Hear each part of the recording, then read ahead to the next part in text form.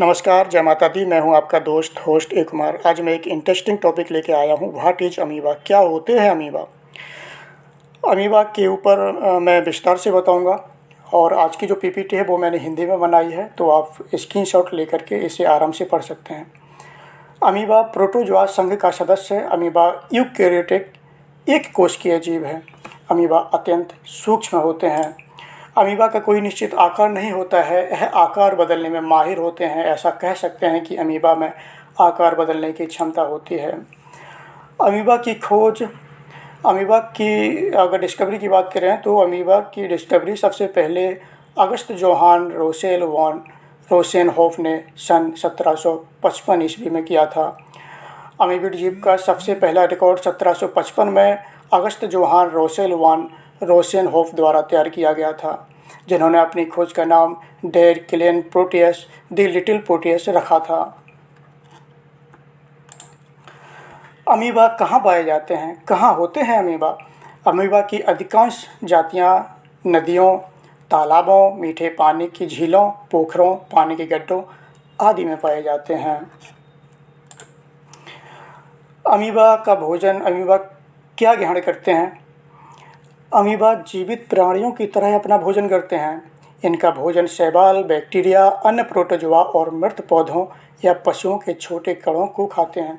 एक बार फिर मैं रिपीट करूँगा। अमीबा बैक्टीरिया, अन्य प्रोटोजोआ और मृत पौधों की पत्तियाँ, जड़ें या पशुओं के छोटे कणों को खाते हैं। कहाँ से खाते हैं अमीबा अपना भोजन? यानी कि अमीबा कैसे ग्रहण करते हैं अपना भोजन? यह एक आश्चर्य की बात है कि अमीबा के पास मुंह नहीं होता है, लेकिन अमीबा अपने भोजन को फागोसाइटोसिस द्वारा ग्रहण करते हैं, जिसमें वे अपने स्यूडोपोडस को भोजन के कण के चारों ओर फैलाते हैं और उसे निगल लेते हैं। एक बार मैं रिपीट करूँगा। अमीबा अपने भोजन को फागोसाइटोसिस द्वारा ग्रहण करते हैं, जिसमें वे अपने सूडोपोडस को भोजन के कण के चारों ओर फैला लेते हैं और उसे निगल लेते हैं।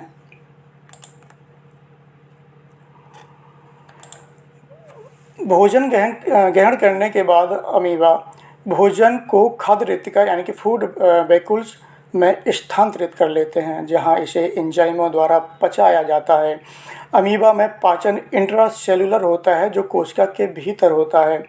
पाचन के बाद भोजन के रसधानियों को कोशिका द्रव यानी कि साइटोप्लाज्म द्वारा कोशिका में गहराई तक ले जाया जाता है और अपचित यानी कि जो अनडाइजेस्टेड वेस्ट है, कोशिका झिल्ली के माध्यम से बाहर निकाल दिया जाता है। बात करते हैं नुकसान पहुंचाने वाले अमीबा की, यानी कि कुछ अमीबा हेल्पफुल होते हैं और कुछ हानिकारक भी होते हैं। कुछ अमीबा की जातियां अच्छी होती हैं और कुछ मानव और जानवरों को नुकसान भी पहुंचाती हैं। उदाहरण एंटामोइबा हिस्टोलिटिका, जो अमीबियासिस का कारण बनती है। अमीबियासिस एक परजीवी संक्रमण है, यानी कि एक संक्रमण रोग है जो अमीबा के द्वारा मानव और जानवरों को हो सकता है।